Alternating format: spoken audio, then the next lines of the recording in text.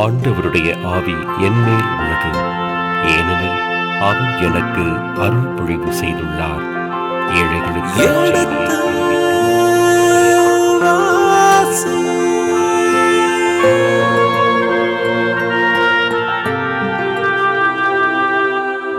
எடுத்து வாசி.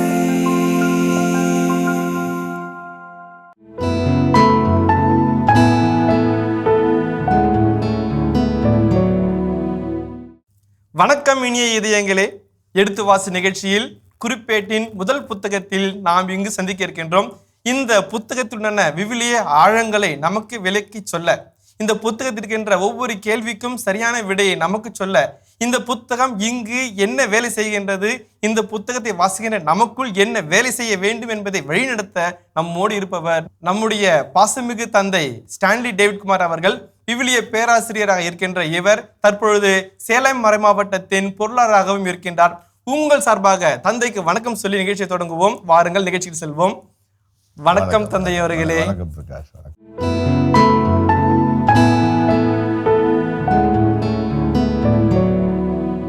சாமி, நல்லா இருக்கீங்களா? நல்லா இருக்கேன். சந்தோஷம் சாமி. ஏன்னா ஒரு புத்தகம் கேப் விட்டு மறுபடியும் நம்ம வந்திருக்கிறோம். அதனால இந்த புத்தகம் இன்னும் அருமையா செழுமையா இருக்கிறதுக்காக நான் ப்ரேயர் பண்ணிக்கிறேங்க சாமி. சாமி, உங்ககிட்ட எங்க எல்லாருக்குமே பிடிச்சது என்னன்னா, அந்த விவிலியத்தின் ஆழங்களை தெளிவா சொல்லுவீங்க சாமி.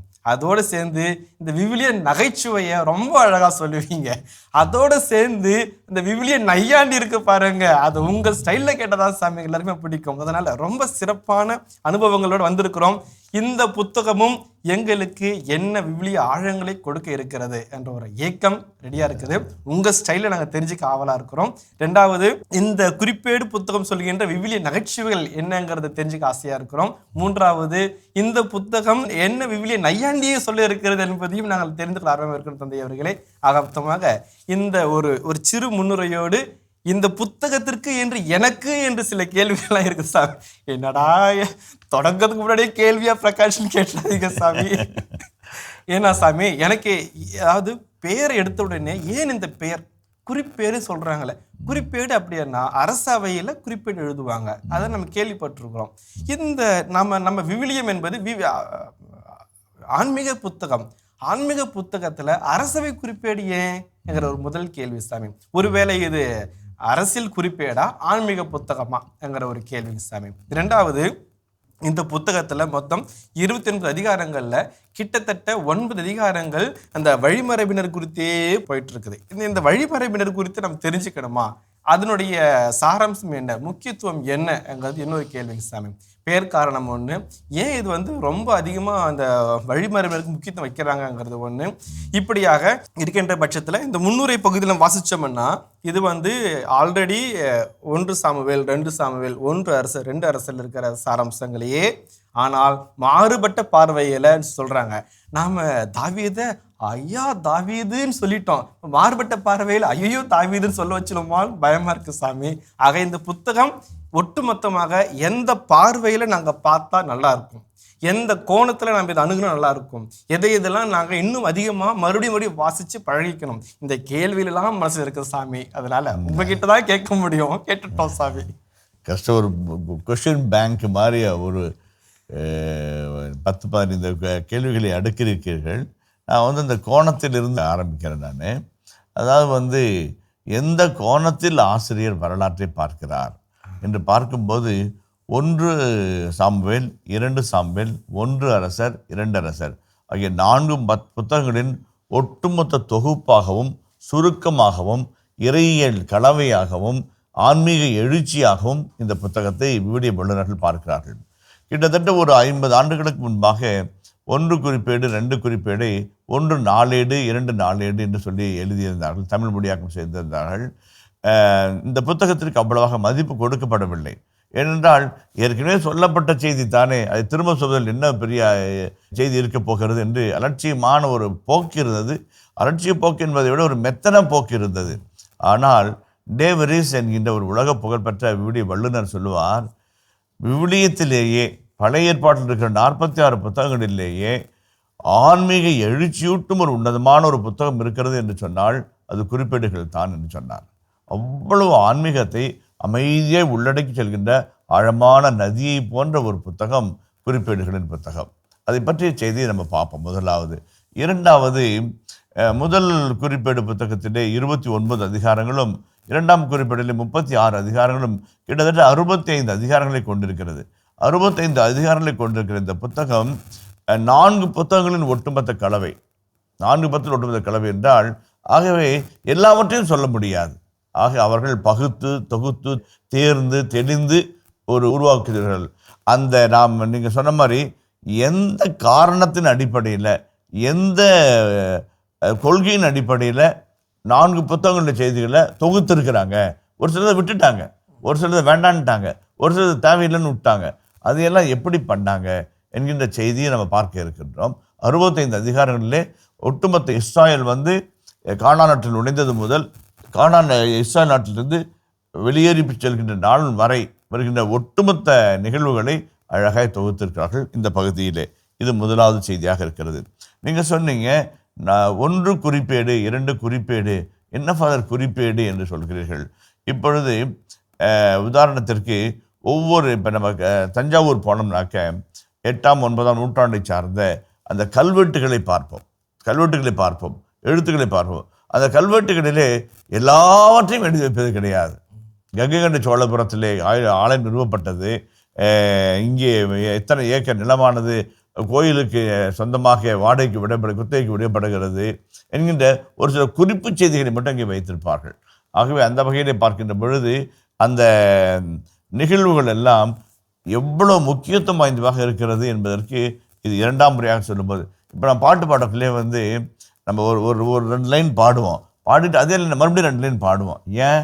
அந்த பாடலுடைய இனிமையும் அந்த 2 வரிகள் இருக்கிறது மீண்டும் ஒரு முறை அழுத்தமாக பாடி மீண்டும் அடுத்த வரி கடந்து செல்வோம். அதே போல ஏற்கனவே இசைக்கப்பட்ட ஒரு இனிய சங்கீதமாக இருக்கிற 1 சாமுவேல் 2 சாமுவேல் 1 அரசர் 2 அரசர் அதை மீண்டும் ஒரு முறை இனிமையாக பாடுகிறார்கள். இப்பொழுது பாடும்போது இறை தொனியும் ஒரு தெய்வீக மனமும் கமழ்கிறதை படிக்கிற யாரும் கற்றுக்கொள்வார்கள். அப்புறம் அதில் இன்னொரு செய்தி பார்க்கணுன்னாக்க, அவை குறிப்புகளா அல்லது ஆன்மீக குறிப்புகளா என்றொரு கேள்வி கேட்டீங்க. ரொம்ப அழகான கேள்வி. கேள்வி கேட்கறதில் உங்களுக்கு நிகர் நீங்கள் தான் அப்படின்னு சொன்னாலும் அதில் தப்பு கிடையாது. இப்போ அவை குறிப்பா ஆன்மீக குறிப்பா என்று பார்க்கும்போது, அவை குறிப்புகளில் இருக்கின்ற ஆன்மீகத்தை கொண்டு வருகின்ற ஒரு அழகான புத்தகம் என்று தான் சொல்ல வேண்டும். அவை குறிப்புகளிலே இருக்கின்ற ஆன்மீக செய்திகளை கொண்டு வராங்க. இப்போ தாவீதை பற்றிய ஒரு செய்தி, சாலமோனை பற்றிய செய்தி, எசேக்கியாவை பற்றிய செய்தி, யோசியாவை பற்றிய செய்தி, இந்த செய்திகள் எல்லாம் ஏற்கனவே சொல்லப்பட்டவைதான். ஆனால் இந்த புத்தகத்தில் இதே அரசர்களை பற்றி சொல்லுகிற செய்திகள் மகத்தானவையாக இருக்கிறது. ஓ இப்படியா என்று இருக்கிறது. நான் முத்துக்குமார் என்கின்ற அழகான ஒரு கவிஞர், உங்களுக்கும் தெரியும் எனக்கும் தெரியும், மிக பிடித்தமான ஒரு மனிதர். அவர் ஒரு கவிதை எழுதியிருக்கிறார். பறவை ஒன்று கிளையின் மீது அமர்கிறது, கிளை தன்னை தாங்கி பிடிக்கும் என்பதால் மட்டும் அல்ல, கிளையே முறிந்தாலும் பறப்பதற்கு சிறகுகள் இருப்பது என்ற நம்பிக்கையால் தான் என்று எழுதுகிறார். நம்மளுக்கு அந்த கிளை இலை இது மட்டும்தான் இதான் பார்ப்போம். ஆனால் அவர் பார்க்குற விதம் கொஞ்சம் இன்னும் அதிகமாக போகுது. அந்த கிளையே உடைஞ்சாலும் நம்மளுக்கு பறக்கிறது சிறகு இருக்குது, நம்ம பயப்பட தேவையில்லை. இந்த நம்பிக்கையின் நங்கூரமாக அந்த பறவையை பார்க்கிறார் அல்லவா? அதைத்தான் இந்த இடத்திலே நான் சொல்ல விரும்புகிறேன். வரலாற்று நூலாசிரியராகிய டியூட்ரானமிக்ஸ் ஹிஸ்டோரியன் என்று சொல்லப்படுகின்ற வரலாற்று வல்லுநர்கள் எழுதிய அந்த புத்தகங்கள் அவர்கள் பார்க்கின்ற பார்வையும் இவர்கள் பார்க்கின்ற குறிப்பிடலார் பார்க்கின்ற பார்வையும் சற்றே வித்தியாசமானதாக இருக்கிறது. நிறைய ஆன்மீகம் இருக்கிறது. இதைத்தான் சொல்லுது. அதாவது இது ஒரு ஆன்மீக சுரங்கம் என்று சொன்னால் மிகை கிடையாது. ஆன்மீக சுரங்கத்தை மேலோட்டமாக பார்த்தோம் ஒன்றும் தெரியாது.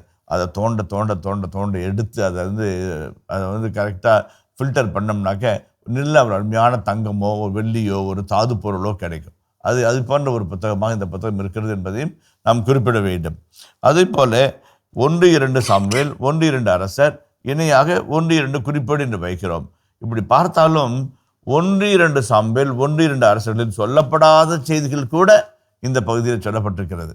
அப்படி என்றால் இவர்கள் தொகுத்த விதம், அவர்கள் தொகுத்த விதம், இரண்டிற்கும் உள்ள வேறுபாடு, இரண்டிற்கும் இடையேயான எரியல் கொள்கை அணுகுமுறை, இவைகளெல்லாம் பார்க்கறதுக்கு இது ஒரு வாய்ப்பாகவும் இருக்கிறது. அதை நாம் பார்க்கலாம். அதே போல் இப்போ மொத்தம் 29 அதிகாரங்களை பார்க்குறோம். இதில் ஒன்று குறிப்பிட்டிருக்கிற 29 அதிகாரங்கள் 1 முதல் 29-30 வரையுள்ள இறை வார்த்தைகளை நம்ம சந்திக்கிறோம். இந்த வார்த்தைகளில் நம்ம 2 அழகான செய்திகளை நம்ம காண்கிறோம். ஒன்று, கடவுள் எப்படியெல்லாம் இஸ்ராயல் மக்களை தங்களுடைய அரசுகள் வழியாக வழிநடத்தினார் என்ற அழகான ஒரு செய்தியை சுட்டி காட்டுகிறது. அது வந்து எசேக்கியா மன்னனுடைய புரட்சியாக இருக்கட்டும், யோசியா மன்னனுடைய மறுமலர்ச்சியாக இருக்கட்டும், அல்லது இறைவாக்களுடைய செய்திகளாக இருக்கட்டும், அழகாக தொகுத்து கொடுக்கிறார். அந்த அரசர்களுடைய தன்மையை, அவருடைய பன்முகத்தன்மையை, அவருடைய சேவையை, அவர்களுடைய மக்கள்பால் கொண்டிருந்த பாசத்தை, இறைவனால் கொண்டிருந்த அக்கறையை மிக அழகாக சுட்டி காட்டி உடன்படிக்கை என்கின்ற அந்த கோல்டன் த்ரெட்டை அப்படி ஓட்டிகிட்டே போகிறார். இதை தான் வந்து 1 சாமுவேல் 2 சாமுவேல் 1 அரசு 2 அரசில் வரலாற்று இணைச்சட்ட வல்லுநர்கள் செய்தார்கள். அதே கருத்தை வலியுறுத்தினாலும் இவர் சொல்வதற்கும் அவர்கள் சொல்வதற்கும் சற்று வித்தியாசம் இருக்கிறது. அதே உடன்படிக்கையை சொன்னாலும் இந்த கடவுள் எவ்வளவு அழகான கடவுளாக இருக்கிறார் என்பதை சொல்லுகிற உதாரணத்துக்கு ஒரு சின்ன உதாரணம் சொல்கிறேன். ஓசை இறைவாக்கு புத்தகம் 11ஆம் அதிகாரம் 4ஆம் இறைவசனத்தை வாசிப்போமே.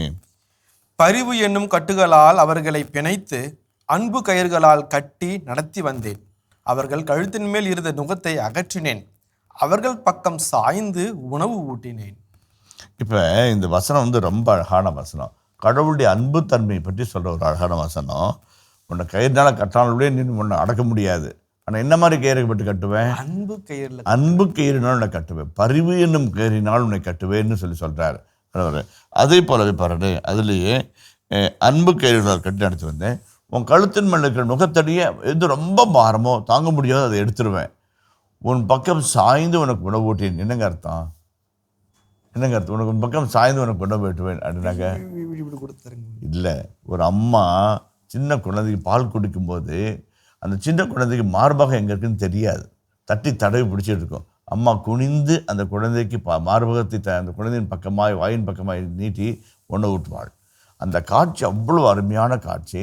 ஓசை எவ்வளோ ஒரு இனிமையான ஒரு ஆசிரியர் என்றால், தாயினுடைய பரிவுக்கும் தாயினுடைய அன்புக்கும் மேலே அன்பென்னும் கயிறு பரிவென்னும் கயிறு என்று சொல்லிவிட்டு அந்த அன்பும் பரிவுனா என்னன்றதை அழுத்தம் திருத்தமாக நாம் புரிஞ்சுக்கிற மாதிரி அழகான வசனத்தை சொல்கிறார்.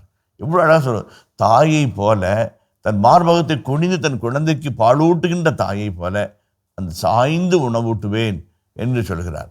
அதுதான் அந்த அவ்வளோ ஒரு நுணுக்கத்தை வந்து குறிப்பிடல பார்ப்போம். ரொம்ப அழகாக சின்ன சின்ன வார்த்தைகளில் அவர்கள் வைக்கின்ற அருமையான செய்திகள் ரொம்ப அருமையாக இருக்கும். இதே வந்து திருப்பாடல் 34:10 கடவுளுடைய அன்பை பல விதங்களில் பல நிலைகளில் விவிலிய வல்லுநர்கள் சொல்கிறாங்க.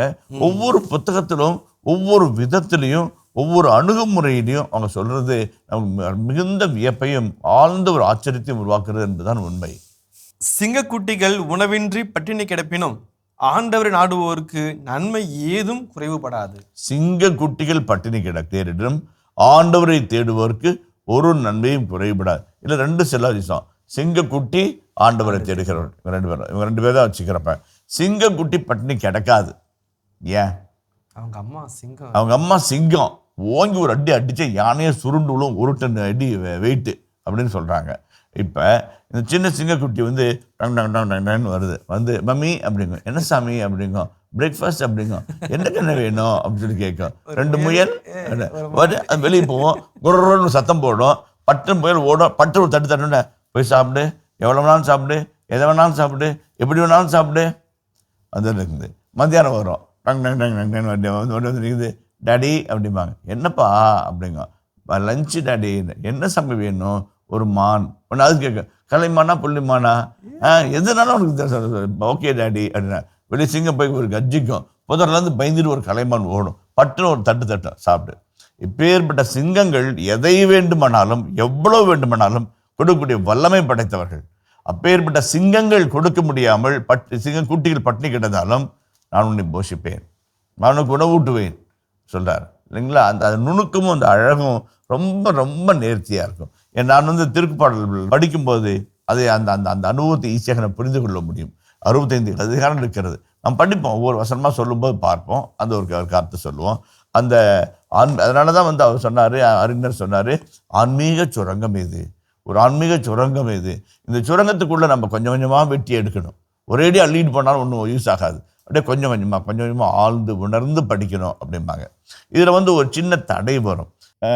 இடையிடையே வருகின்ற குரோனாலஜி என்று சொல்லப்படுகிற வரலாற்று குறிப்புகளின் தொகுப்புகள் அல்லது ஜீனியாலஜி என்று சொல்லப்படுகின்ற தலைமுறை பட்டியல். இது வந்து பார்த்தவொன்னே நீங்கள் சொன்னீங்க, முன்னே சொன்னீங்க, 1ஆம் அதிகாரம் 1ஆம் வசனத்துலேருந்து 9ஆம் அதிகாரம் 24ஆம் வசனம் வரைக்கும் அப்படியே சர்ன்னு இவன் பிறந்தான், இவனுக்கு இவன் பிறந்தான் இருக்குது. எவனுக்கு எவன் பிறந்தா நம்மளுக்கு என்னடாப்பா அப்படின்னு நம்மளுக்கு ஒரு எண்ணம் வந்துடும் இல்லைங்களா? அப்படின்னு ஒரு எண்ணமே நமக்கு வந்துற அளவுக்கு ஆயிடுது. அதான் வந்து கிளாஸில் கேட்டேன், ஆதாமுக்கு காயின் பிறந்தார் அப்படின்லாம் சொல்கிறேன் இல்லைங்களா? சொல்லிட்டு அன்னை மரியாளுக்கு இயேசு பிறந்தார் அப்படின்னு. என்னடா கண்டுபிடிச்சதுலேருந்து அப்படின்னு. பழைய ஏற்பாட்டில் ஆம்பளைங்கெல்லாம் பிள்ளை பத்துக்கிறாங்க, புதிய ஏற்பாட்டில் பெண்களை குழந்தை பிறந்துக்குது அப்படின்னு நான் ஒருத்தன். டே ஏன்டா இப்படி சொல்ற அப்படி அப்படிதான் ஃபாதர் சொல்லுது. ஆதாமுக்கு பிறந்தார் வருது அப்படின்னு சொல்லி சொன்னாங்க. என்ன சொல்றேன்னாக்கா, தலைமுறை பட்டியல் என்பது எனக்கு தெரிந்து 400 பக்கங்கள் கூடிய ஒரு ஆராய்ச்சி கட்டுரையை போன் யூனிவர்சிட்டியில் ஒரு மாணவர் சமர்ப்பித்தார். அதில் வந்து அவர் எடுத்துக்கொண்ட தலைப்பு தலைமுறை பட்டியல். அதுவும் எந்த தலைமுறை பட்டியல்னாக்க, புதிய ஏற்பாட்டில் லூக்காவின் தலைமுறை பட்டியல் எடுத்துக்கிட்டார். மத்தேயுவின் தலைமுறை பட்டியல் எடுத்து கம்பேர் பண்ணி கொடுக்குறார். 400 பக்கம் எழுதியிருக்கிறார். அவர் அவ்வளோ பாராட்டி ஃபர்ஸ்ட் கிளாஸ் டிஸ்டிங்ஷன் சொல்லிட்டு அவருக்கு பரிசு கொடுத்து அவர் அனுப்பி வச்சாங்க. என்னடா தலைமுறை பட்டியலுக்கு இப்போ பரிசுகள்லாம் கொடுக்குறாங்களே அப்படின்னு சொல்லி நான் வியந்து போனேன்.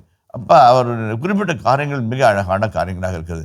இப்போ 1ஆம் அதிகாரம் 1லிருந்து 9ஆம் அதிகாரம் 26 வரை இறை வார்த்தைகள் இருக்கிற தலைமுறை பட்டியலில் அப்படியே வைப்போம். மத்தேயுனுடைய தலைமுறை பட்டியலுக்கு வருவோம். அந்த தலைமுறை பட்டியலில் எப்படியெல்லாம் விளையாடுறாங்க நற்செய்தியாளர்கள்ன்றதை நான் சும்மா சுருக்கமாக சொல்கிறேன். மத்தேயு வந்து ஒரு யூத சமூகத்திற்கு எழுதுகிறார். ஆகவே தலைமுறை பட்டியலை யாக்கோபின் மகன் சூசைக்கு என்று நிறுத்துவார் இல்லைங்களா? மேலே போகும்போது தாவீது அப்ரஹாம் என்று அப்ரஹாமோடு நிறுத்துவார். ஒரு யூத சமூகத்திற்கு என்ன தேவையோ அந்த தலைமுறை பட்டியலை தருவார்.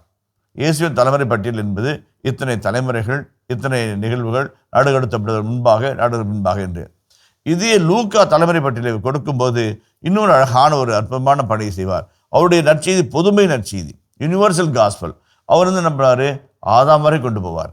ஆதாம் வரை கொண்டு போய் ஆதாமின் மகனாகிய இயேசு கிறிஸ்து என்று இயேசுவுக்கும் ஆதாமுக்கும் ஒரு நூலிடை கொடுத்து படைப்பின் தொடக்கத்தில் கொண்டு போவார்.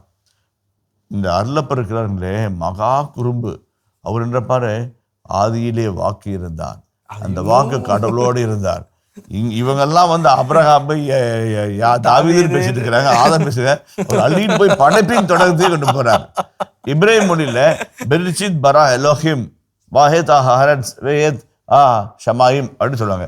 தொடக்கத்திலே கடவுள் விண்ணையும் மண்ணையும் படைத்தார். அந்த தொடக்கத்திலே இந்த வார்த்தை அங்கே உள்ளே போட்டு என்னுடைய தலைமுறை பட்டியல் அங்கே ஆரம்பிக்குது. இங்கே வந்து பிறப்பு நிகழ்ச்சிகள் இருக்காது, ஆனால் படைப்பு நிகழ்ச்சிகள் இருக்கும் அப்படின்னு அங்கேயே கொண்டு போகிறார். இந்த தலைமுறை பட்டியலை பல விதங்களில் எழுதலாம், அதனுடைய தன்மையை மாற்றி கொடுக்கலாம். கொண்டு வர பவுலடிகளை சொல்லுவார், காலம் தப்பி பிறந்த பிறவி போன்ற என்னையும் ஆண்டவர் தேர்ந்தெடுத்தார் அப்படின்னு சொல்லுவார். அவரையும் தன்னை இது பண்ணுவார். அதே மாதிரி வந்து 2 கொரிந்தியர் சொல்லும்போது, நான் பென்யமின் குலத்தில் பிறந்தவன், முறைப்படி விருதுசேதனம் செய்யப்பட்டவன், கம்மலில் பாதாட்டில் படித்தவன் எல்லாம் சொல்லிட்டு போவார் இல்லைங்களா? அப்போ அவங்களுடைய தலைமுறை என்பது அவருடைய அடையாளம். ஓகே, இது வந்து விவிலியத்தில் இருக்கின்ற பல்வேறு தலைமுறை பட்டியல்கள். ஒருவேளை அந்த பகுதியில் நாம் விளக்கி வரும்போது நம்ம இன்னோடு விளக்கி சொல்லலாம். மத்திய எழுதிய நற்செய்தியில் தலைமுறை பட்டியலில் 5 பெண்கள் இருக்கிறார்கள். 5 பெண்கள் இருக்கிறார்கள். வேறு எந்த தலைமுறை பட்டியலிலும் அவ்வளோ பெண்கள் இருப்பது கிடையாது. அந்த பெண்கள் எல்லாருமே ஒரு வகத்திலே வாழ்க்கையினால் நொந்து போனவர்கள், வாழ்க்கையினால் வீணடிக்கப்பட்டவர்கள். அவர்கள் அனைவரும் மீட்பின் பாதையின் தூணாக நிற்கிறார்கள். அந்த மாதிரி சொல்லும்போது 2000 வருடங்களுக்கு முன்பாக ஒரு ஆணின சகோதரர் எழுதுகிறார், ஒரு பெண்ணை தூக்கி வைத்து கொண்டாடுகிறார் என்று சொன்னால், அது ரூத்தாக இருக்கட்டும், அது தாமாராக இருக்கட்டும், அல்லது வந்து மற்ற பெண்களாக இருக்கட்டும், எவ்வளோ பெரிய ஒரு புரட்சியை உருவாக்கி இருக்கிறார். ராகாபா இருக்கட்டும், எல்லா நிலைகளிலும் ஒரு மாபெரும் புரட்சியை உருவாக்கி, இதுதான் இறைவனின் திட்டம், இதுதான் இறைவனின் திருவுள்ளம், இந்த திருவுள்ளத்தில் நீங்கள் கண்டுகொள்ளுங்கள், ஒழுங்கற்ற அழுக்கான அல்லது வந்து பலவீனமான மற்ற மனிதர்களையும் கடவுள் பயன்படுத்துகிறார் என்பதை கண்டுகொள்ளுங்கள் என்று சொல்லிவிட்டு அன்னை மரியாளுக்கு அவர் வருவார். அந்த வகையிலே பார்க்கின்ற பொழுது தலைமுறை பட்டியல் பல்வேறு செய்திகள் நமக்கு தருகிறது. அவ்வளோ செய்தி என்னால் தர முடியுமா என்று தெரியாது. ஆனால் இந்த 1 முதல் 9ஆம் அதிகாரம் உள்ள இறைவார்த்தைகளிலே காணப்படுகின்ற தலைமுறை பட்டியல் ஒரு முக்கியமான மைய கருத்தை உள்ளடக்கி இருக்கிறது. அதை பற்றி பிற்பாடு சொல்கிறேன். அது என்னவென்றால் 75 ஆண்டுகள் வெளியே போனார்கள், நாட்டை விட்டு வெளியே போனார்கள். 75 ஆண்டுகள் திரும்பி வந்தபோது மொத்தம் 45,000 ஜனங்கள் மட்டும்தான் நாடு கடத்தப்பட்டார்கள். மற்ற ஏழைகள், எளியவர்கள், ஒன்றுக்கும் உதவாதவர்கள், அவர்களால் எந்த ஆபத்தும் இல்லை என்று சொல்லப்பட்டதனால் அவர் நாட்டை விட்டுவிடப்பட்டார்கள். இவர்களெல்லாம் போன பிற்பாடு அண்ணன் எப்படா சாவான், திறன் எப்படா காலியாகுன்ற மாதிரி அவங்களாம் நாடு கடத்த பிற்பாடு நாட்டிலே இருந்த எளியவர்கள் இவங்களுடைய இடத்தை ஆக்குபை பண்ணிட்டாங்க, ஆக்குபை பண்ணிட்டாங்க. இவங்க என் தோட்டம், எங்கள் தோட்டம், எங்களுக்கு நிலம் இவ்வளோ வருதுன்னு 75 வருஷம் வேலை செஞ்சாங்க. அவங்க 70 ஆண்டுகள் பக்கமாக திரும்பி வந்தபோது எங்கே எங்கள் இடம், எங்கே எங்கள் தந்தை, எங்கே எங்கள் தந்தையின் மூதாருடைய இடம் என்பதனால் இவர் இன்னாருடைய அந்த தலைமுறை பட்டியல் அவருடைய தொப்புள்கடி உறவை உறுதிப்படுத்தியது. அந்த மண்ணுக்கும் அவளுக்கும் உள்ள உறவை மேம்படுத்தியது. அதனால்தான் அவர்கள் 10 வருடம் 15 20 ஆண்டுகால தலைமுறையை அவர்கள் இறுக்கி பற்றி கொண்டார்கள். இன்னாருடைய மகன் இன்னார், இன்னாருடைய மகன் இன்னார், இன்னாருடைய மகன் இன்னார், இன்னாருடைய மகன் இன்னார் என்று. அந்த வகையிலும் பார்க்கின்ற பொழுது ஒரு மனிதரை இஸ்ராயேல் சமூகத்தை அடையாளம் காணும்போது 3 வகையில் அடையாளம் கொள்வார்கள். சீரேனே ஊரானாகிய சிமியோன். சீரேன் என்பது ஊர் இல்லைங்களா? இவர் தச்சன் மகன் அல்லவா, தொழில். சூசையின் மகன் அல்லவா, ஆள் வைத்து, ஆள் பொருள் இடம் வைத்து அடையாளம் காண்பார்கள். அது முதல் தலைமுறைக்கு. பல தலைமுறைகள் வரும்போது வரிசையாய் கோர்வையாய் தலைமுறையை வைத்து இந்த தலைமுறைகள் எதுவும் மாறுபடாமல் இருக்கும்படியாக அவர் பார்த்துக் கொள்வார்கள். இனி இதயங்களே, எடுத்து வாசி நிகழ்ச்சியில் குறிப்பேட்டின் முதல் புத்தகத்திற்கான விவிலிய முன்னுரைக்கு செய்யப்படுத்திக் கொண்டிருக்கின்றோம். இதன் தொடர்ச்சியை மீண்டும் அடுத்த பகுதியில் தொடர்வோம். அதுவரை இணைந்திருங்கள். இயேசுவுக்கே புகழ், இயேசுவுக்கே நன்றி, மரியே வாழ்க. தங்களிடம் இருக்கிற பத்திரத்தையும் தங்களிடம் இருக்கின்ற மூல பத்திரத்தை காண்பித்து இது எங்களாக கொடுக்க முடியுமா என்று ஒரு கேட்கக்கூடிய வாய்ப்பு கூட இருக்கிறது இல்லைங்களா? அதனால அந்த பத்திரம் வச்சிருந்து பாதுகாத்து இது பண்ணி அவ்வளோ மகிழ்ச்சியாக இருந்து அவர் சேலம் ஆண்டவர் வந்தபோது, அவருடைய சிங்கரர் வந்தபோது நான் செய்தி அனுப்பினேன். ஐயா ஆயர்கள் வருகிறார்கள், உங்களுக்கு தெரிந்தவர் ஆயிடுச்சே என்று சொன்னபோது அவர் வந்து கூப்பிட்டு போய் உணவருந்தி அவரை மகிழ வைத்து அனுப்பி வைத்தார்.